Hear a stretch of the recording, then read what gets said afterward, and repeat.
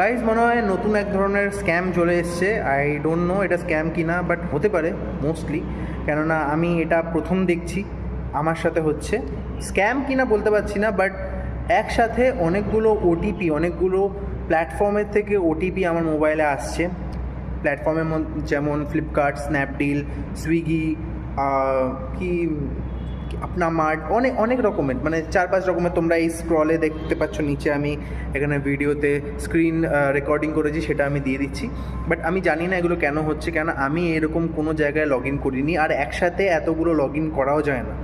ঠিক আছে, তোমরা দেখতে পাচ্ছ টাইমের মধ্যে, মানে 10 সেকেন্ডের মধ্যে মিনিমাম 14-15টা ওটিপি আসছে। ঠিক আছে, ইভেন এখনও আমার কাছে আছে ফ্লিপকার্টে লগ ইন, তারপর সুইগির থেকে কল, এই সমস্ত। সুইগির থেকে কল করে বলছে যে আপনি কি লগ ইন করতে চাইছেন, তাহলে প্রেস করুন। তো জানি না এরকম কেন হচ্ছে, আমার মেন ফোন নাম্বারেই এই সমস্ত ওটিপি আসছে।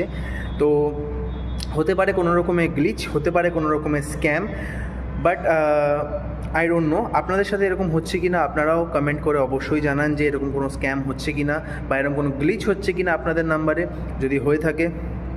সো দেখুন, বেসিক্যালি যদি হয়েও থাকে কোনো রকম ওটিপি শেয়ার করার তো কোনো প্রশ্নই নেই, কেন এগুলো আমরা অবশ্যই জেনারেট করে নিই। যদি আমরা ওটিপি জেনারেট করে থাকি তাহলেই সেগুলোকে মেসেজ খোলারও দরকার নেই। আমি তো মেসেজ একটা খুলিও নি ইভেন, শুধু আমি কল রিসিভ করেছি, কেননা আমি অফিসে থাকি, অফিসে অনেক রকম কল আসে, সেগুলো আমাকে রিসিভ করতে হয়, এবং রিসিভ আমি করেছি।